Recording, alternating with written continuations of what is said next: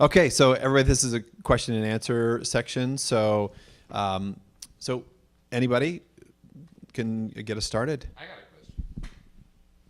So my question's for David. I just wanted to know the four pillars of the compendium teaching. Did you give them in the order that the compendium gives them? Okay. Yeah. All right. That's all I wanted to know. My work here is done. Okay, next. This is easy. I have a comment that I think you giving did you give 5 questions was a good idea.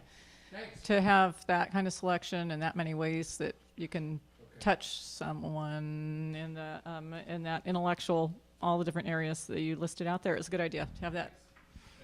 So I think one of the things we're trying to do is get some feedback on how we could do this effectively at the parish level. So I think the current model is that, as John was saying earlier, we were going to do 1 chapter a week, or 1 chapter a month when these groups meet.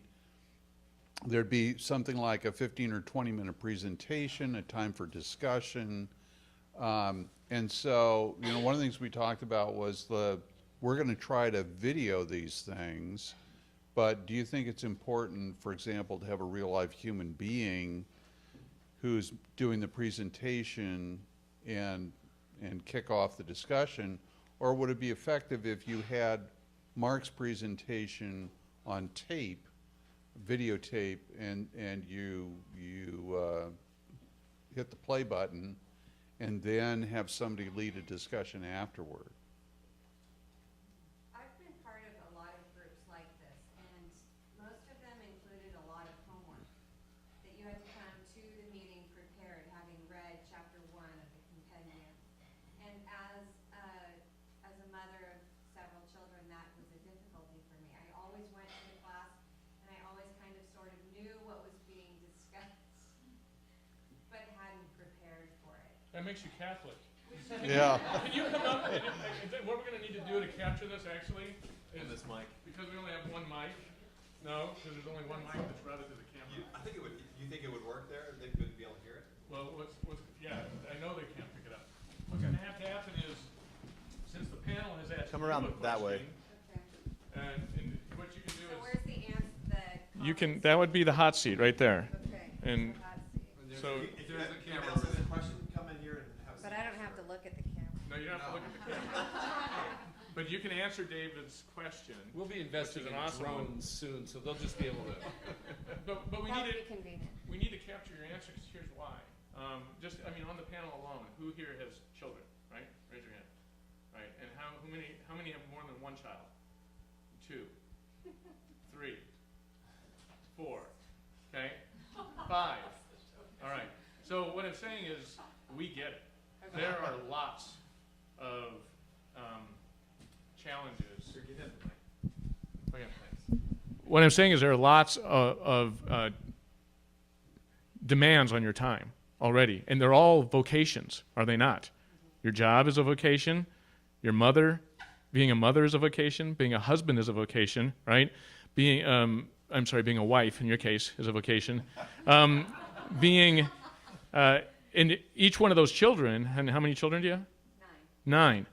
That's 9 vocations, right? Because every single one of them looks to one mom, right? And each one of them demands your time, not the time, 1/9 of your time, right? Exactly. So what we're trying to do is make it such that each event that's hosted is digestible, doable, joyful, and something that is family friendly as well. Now, you're not going to want to bring all 9 kids to watch a 15-minute video of Mark Shea, as engaging as it was, talking, right? But right. But because each event. Nobody wants to watch a video of me. So, but because each event is structured, right?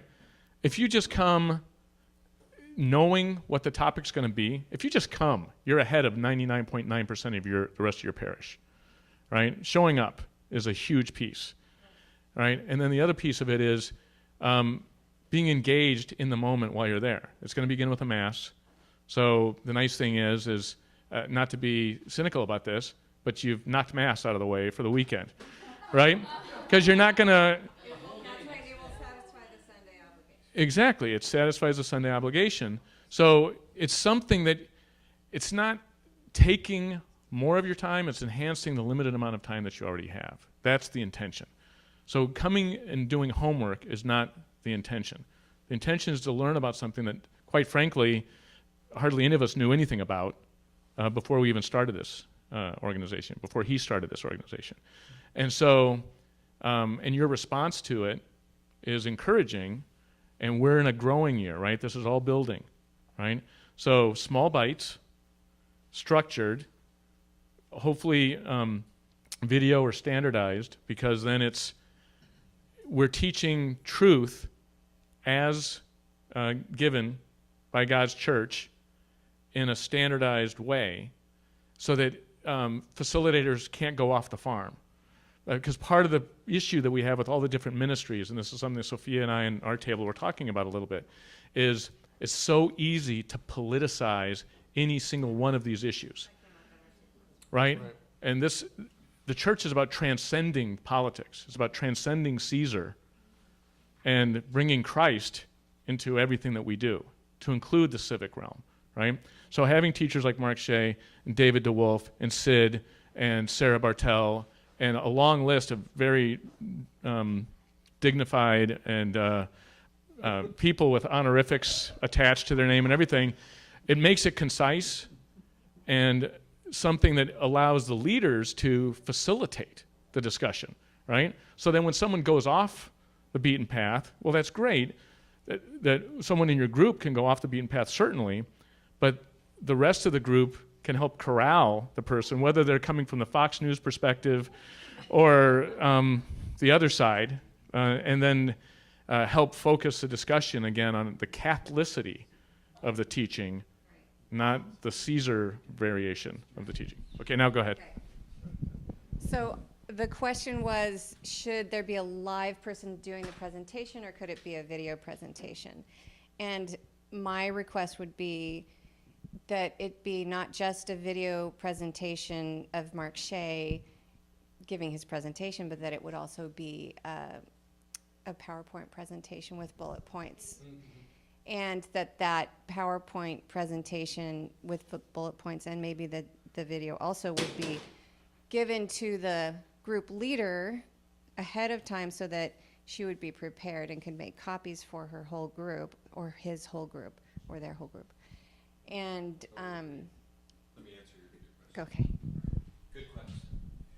Great question, and something that fortunately these smart people helping us out have thought about this: the need for a study guide to accompany the video. So we worked on. We've got to have a study guide again. Back to Christine's really brilliant help with us, and she said we've got to have a study guide. We've got to have this conference, and so we've come up with a plan of formulating a template of a study guide for each chapter of the compendium so they look just the same in each and every chapter. The teacher, who's actually, or the small group discussion leader or the chapter leader, will know each time it'll be exactly the same, and each writer will have the template, and they'll be able to tap right into that template, and they'll have a longer template that will be given out to the local chapter ahead of time so they can actually know in more detail what the actual teaching is, the video is all about. And so that'll help them get even deeper into the subject matter. And so that's something, I think there was something else in that question. I know why we like PowerPoint presentations, because words on white paper engender sleep. And words, 3 bullets on a slide, or even... Right. Short bullets, exactly, right. Because it keeps the presentation and the talk on focus, right? Even this morning, how great was it that Father Mulholland brought some imagery and some synopsis just on one piece of paper with him, right? Well, our intention is to create an introduction on PowerPoint, create a conclusion on PowerPoint, some bodies, a reiteration of Mark Shea's or David Wolf's points or whatever, right, for discussion, but all very short, very concise, because you don't know where the discussion is going to go. We want to structure, but we don't want to constrain the spirit, right? So every chapter is going to be talking on the same topic, but every chapter is going to have a totally different spirit-filled variation on that discussion. So we want to make them concise, and we want to make it so you can download them from the website. Hang on one second. I just wanted to commandeer the microphone for a second because I also wanted to ask you guys. John and I have had a running little controversy here. I just was curious. John was saying, please keep this to 15 minutes. I want to know, did you guys, was it helpful that it was kept to 15 minutes at F-16 velocity fly-through of Chapter 1, or would it have been more helpful to have it be 20 minutes, as I was arguing, and have it slow down and a bit more content? So I'm just curious, is 15 or 20 minutes, would that be better for you guys? Well, I have a separate question after this. I think it really depends, and I'm not trying to sound like weird or anything, but how long you can captivate the audience's attention. It really is. Like, it really depends on, like, I don't know, because if it's something that I'm interested in or the speaker's dynamic or something, I can listen for longer. But if it's just like monotone speaking, I space out after 5 minutes. That might just be because I'm younger, but that makes me a human being. So I think if you're being dynamic and, I don't know, presenting the information in a way that the public wants to hear, or multifaceted with PowerPoints, maybe some pictures, then you might be able to go longer. But That's a great point. I mean, part of the science of the attention span of the human person is only so long, and after a while, especially that we have this other factor, like I was saying earlier, about it being at night, people being after a long day of work, whether it would be better if it was Saturday, if we had the events on Saturday, because then people are not working all day long. They'd be fresher, I think, be able to engage a little more. Are you fresher on a Saturday night? Absolutely fresher. After 8 soccer games in a row, and you don't get to sleep in on Saturday morning, and because there's no work going on Saturday, right? Okay, all right. So the point is that you're not working all day in front of a computer. You're out like watching soccer games. It's not exactly the same. Yeah, unless you're Mark, then you're on a computer all day. But the point is, still the point to be made is that it should. Well, my intention was, and actually after consulting with a lot of people that and listening to both sides, we decided to keep it at 15 because it can actually, the average person only has a limited time span of attention. And in fact, I actually don't really want to get into this here. I think this is a discussion that we need to have later. It shouldn't be an open group discussion to a total degree, because we've got to make a leadership executive decision on here. What I want to do is actually answer Maureen's question earlier about, and it ties in to what you said, and I think the ability to have a video, a teaching that's actually going to engage people. And Mark and I talked about this, like actually having the video, if we can have it to some higher production level to where you can have actual bullet points sliding in, right in the video. So then if you have that, you've got what you're talking about, Maureen, actually having bullet points. People can see it on the screen. It's not just some boring, like just one person, one camera. You can have several angles. But we're just beginning, so we have a limited budget. And we got the best we could afford, which is Diego, for free. God help us. So hopefully we're hoping that once we do these small videos, we can actually present them to people and say, hey, this is what we want to do. We want to put together this teaching of the social doctrine of the church, and then actually present it, put it in a package, put the study guide into a book, put the videos into really well done, production level quality, and then actually present this to not only everybody in Washington State, but everybody in the United States as well. I would just say that it would be great if it were little short bits, like you said, 5 minutes, 5 minutes of presentation, click it off, have a discussion question for that section. 5 minutes, discussion, 5 minutes, discussion. Break it up, because that keeps people engaged. That was my only thought. Yeah, we did talk about that. There's then the other so I was consulting with priests and DREs and at the really the ground level on this. So you've got the actual the mind saying, let's go for more. And initially, I mean, whenever we did conferences when I was in religious life, there were at least 45 minutes, 50 minutes. You would go, you go quite a while. But I mean, usually those people that are there are much more inclined to want to know, and they're thirsting for knowledge. Where we're trying to get is like and plus we have the factor of the actual chapter event itself, packing in so many different things. It's not just one conference and you're done. So there's a lot of factors. They said that if we do that, if we go 5 and then break it up, it's so hard. You know how it is to try to get everybody back into the room and say, okay, we're going to go back and play 5 more minutes, and then everything. You can't be. These little tables. I mean, I have a thing that's on the web right now. It's called Decision Point. That's out now for confirmation. You can look at it. They have the videos and they have the book. It's on the web. You can download both, and it's free. But that's what they do. They have a little short video followed by discussion questions. So it's and nobody moves, and nobody needs to move. You just stay in your little huddle. There's no transition. It's just like talk about it, back on. Right. You just keep it moving. Don't It's something to think about. We should think about it. It is it's much quicker. People, I agree. Yeah, I agree. If we could do it without having to, but let's not focus on that. I don't want to spend all the time trying to figure out one question. All right, let's move on to something totally different. Can I ask my question I came up here for? Okay, so my original question, we already talked to my group a lot about most of my questions, but this is the last question I have is, because this is a new program and because I don't think other parishes know about it as well, how are we supposed to present this as a ministry that we're going to start? Like, is there a concise mission statement?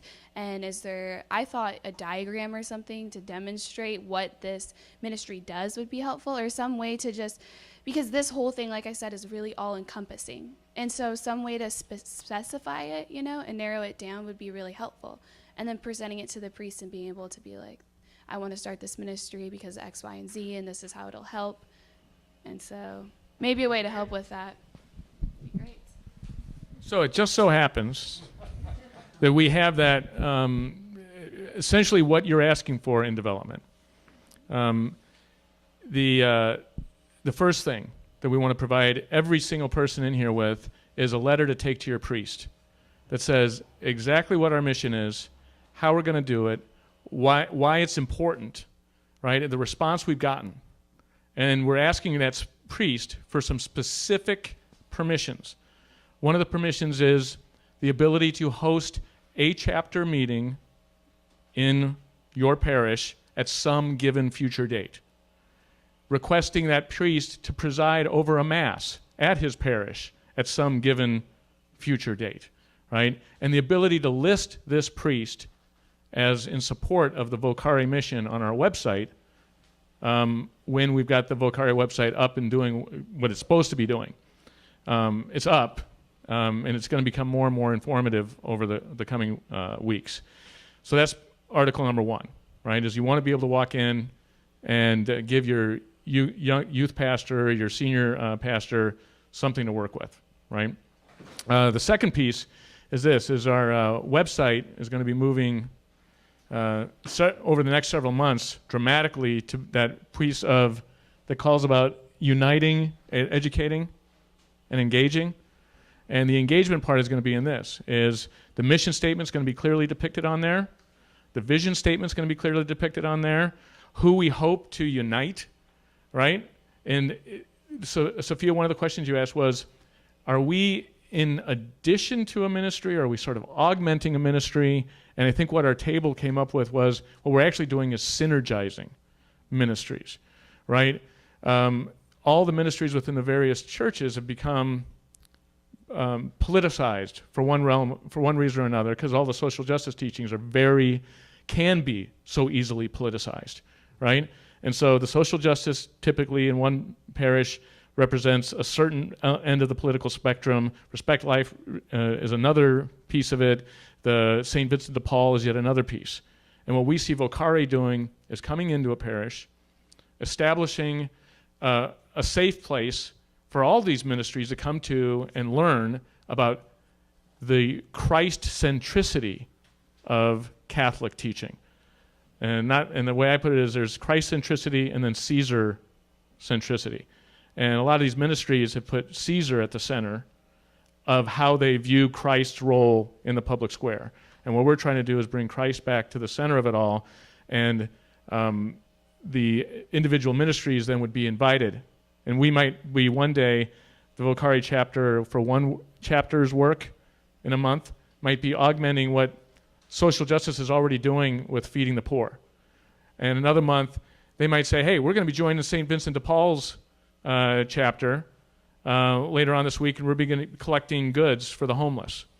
Okay? And then another month, they might be saying, hey, you know what? We're going to join the 40 Days for Life crowd, the Respect Life crowd, and do some prayer outside of an abortion mill, right? And there might be the folks that are all about peace and handcuffing themselves to the Bremerton Naval Shipyard, right? And now that's a political tactic, right? But there are ways to Christ, in a Christly way, promote peace. And one of the ways is one that Vocare has already done. And at St. Patrick's Parish, in call to St. Francis's call for a day of prayer for Syria, we ended up hosting an ecumenical mass and day of prayer at St. Pat's in Tacoma.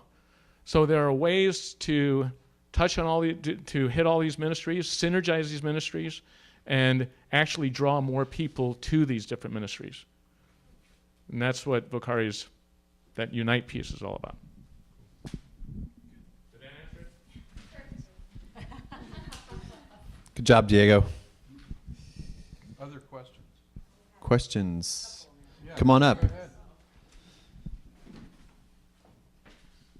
Welcome, Tammy. Thank you. So the first one is as a direct result of the small group discussions. I'm sure I'm not the only person who doesn't learn primarily through auditory means. So for me, I like to read it, write up my response, and then reply, which goes in direct opposition to someone else who doesn't like homework.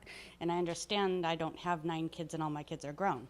But I don't like the Reader's Digest version. I like auditory sometimes, but I like it supplemented. And it's difficult for me to formulate thoughts in a small group setting. I would prefer to have the materials that will be presented at the meeting at least optional. I mean, they don't have to be, you have to read this to be able to participate effectively. I would like them beforehand, the discussion questions beforehand, and then additional resources if you want to dig in more, because I do have the thirst for learning, whereas I do understand other people like Reader's Digest. So that's both of them in one. That's a great idea, and I think that's what each chapter you should do. Send out the information if people have time to actually look it over. Fantastic. Of course, you as chapter leaders need to be prepared that somebody's going to walk in and have never even heard of the social teaching of the church. So we need to have it to the level where they can receive it. And actually, a lot of people are not really thorough in their educational pursuits as you. So, but we appreciate that. In fact, I want to ask Sid to comment on something that we actually haven't. We need to put into our template of the study guide. I don't think I'm not sure it's in there now, but you wanted to for like breakout for more discussion. You had an idea. I think it's really good. Oh, right. So one of the things that we were talking about, because I love going deeper into things as well. And so what we want to do is, the initial chapter meeting is for an introduction into that and for, nourishment and thinking about it. But for those people who want to go deeper, each chapter should be able to have discussions outside of that. so that you would be able to meet either afterward or at another time to actually discuss things more in depth and more after you've had time to integrate it and think about it and really go into it. So that is something that is also, we're going to work into the template so that that's an option. Not immediately afterward. Yeah, no, yeah. Yeah, sure. So you're saying you're presenting, you will provide the reading material beforehand, or what will you provide beforehand to meet concern? So we could do actually several things. I think one is you can get the compendium online. You know, you could it's on the website. You can actually also get it downloaded, like our board member Chris has done. And you have a copy, electronic copy there. We could actually send that out to. So actually, I took the compendium. So for instance, Right. part of our introductory email reminding, hey, everybody, looking forward to seeing you. Next Tuesday, you expressed an interest. Sorry, whatever date. In this, here's the reading available online, the link there, and here's that, and maybe tap into the video, I don't know. Right. So I should repeat the question. So Paul was asking, what exactly would you give to everybody before the meeting to prepare them? And I think number one would be the chapter that they're actually going to be studying, the study guide itself. So those two things. I think the discussion questions would be great, even to give those as well, so people can really get into what they can start thinking about it. They can actually, because like I noticed in Mark's discussion questions, the questions were long, and so there's a lot of really in-depth material there. It would be great for them to actually run through those before the actual meeting. I think those three things would be fantastic, and links to them. Yeah, it'd be an easy way to do that. Exactly right. Can I propose just one more thing too?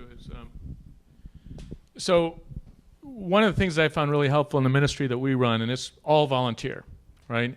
And is that you can come to the website and get everything you need to promote it at your church, a cut and paste bulletin insert, right? We're meeting this week on this day, and here's what Vocare does, right? And so it's just a Word document that anyone can download, and then anyone can edit however they like to make it fit to their own particular model. But for teachers and facilitators and chapter leaders especially, it'd be great if on our website we had each month's topics, and then you just you click that in that month, October, and every single resource that you need, from the PowerPoint slides to the video, to the Word document that Mark Shea wrote in preparation for this, right? So you can go as in-depth or as superficial as you like. But the chapter leader there obviously would at least have to have the materials downloaded and ready to present on their churches or parishes or whatever computer and everything else. Right? Does that sound pretty reasonable? And I think we're not too far from making that. We're probably not going to be able to get it on in time for the October chapters, but by November, December, and January, you should be able to get to the website and get all that stuff downloaded.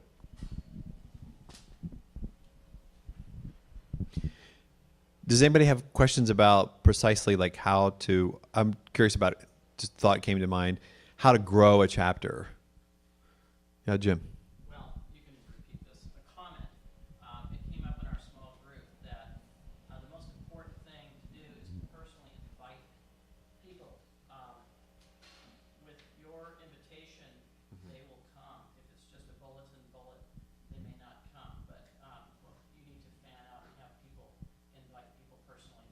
There were people that mentioned in the group that the reason why they were here today is they were personally invited. The reason why they're on a board, in church is they were personally invited to be on that board. So your invitation will be essential to get people to come, and maybe that will fan out. And it may take time for these to grow. So to summarize that comment, in addition to whatever announcements there are in mass, there need to be personal invitations that people get that will encourage them to come. Yeah, and in fact, I think that's the core of what Vocare is. It's that Jesus started, with just 12 apostles, and the church has grown to just an amazing, point. So much can be done just with a few people in your local chapter. I think that's precisely the way it needs to grow, from person to person. Calling people, say, come and see. Come and see what it's like. Just come with us and then experience. And that, and then if we really live the gospel and live the call of the Holy Spirit, it'll grow.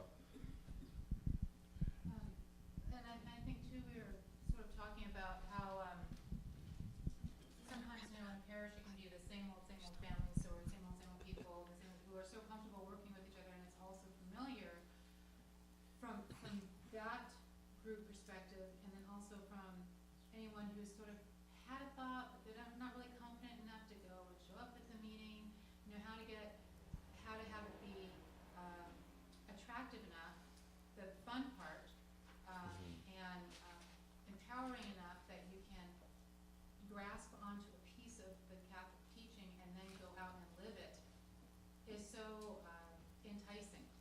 To take that part and go out and live it, because what else are we all here for, and then being able to call in people, like maybe people who are in this, the people who are used to doing work with each other in the parish can challenge each other. And maybe you can challenge them, say, I challenge you to invite, 10 people you don't normally work with, you've never worked with, on any project or any ministry that you've been a part of. And that's your challenge. If your mission, you so accept it. Choose to accept it. And going out there, because that does make a difference, I think, with people. It certainly makes a difference with me. I could be, like sitting on the edge. Should I show up? Should I not show up? If somebody taps me on the shoulder, looks me in the eyes and said, Elizabeth, it'd be so great if you could join us tonight after Mass. I'd be like, that does sound kind of nice. That would be great. I did read about this earlier. It kind of builds and feeds on itself. And I think then, breaking out, you asked, Professor Wolf, it seemed like it would be workable to have, how would it work? How do you envision it working? I think overcoming that inward circle feeling and have it be more outward with that challenge. Absolutely. That's a great point. She's making a point that if we look outside of our normal groups or really like cliques that we find ourselves falling into in our parishes, and actually look out to the rest of the community, it's precisely what God wants us to do, is to look, challenge ourselves to go out of our comfort zone, to really reach out to others, that we don't perhaps normally, find. It's really like St. Francis, meeting the leper and then being faced with this really challenge to his faith, to really love that leper and serve them. And finally, he wasn't at peace until he actually did it.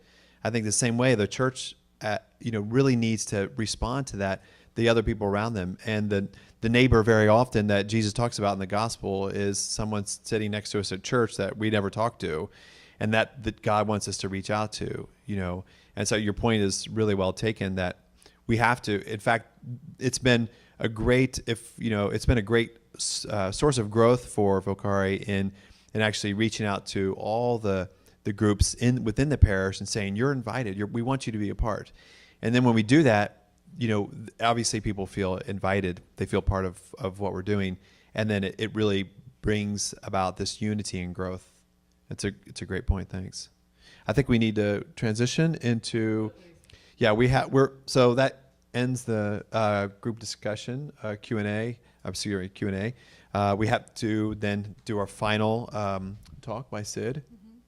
You want to do it sitting here like this? It isn't very comfy. Yeah, we can do that. We'll just get up and Sid can just sit here and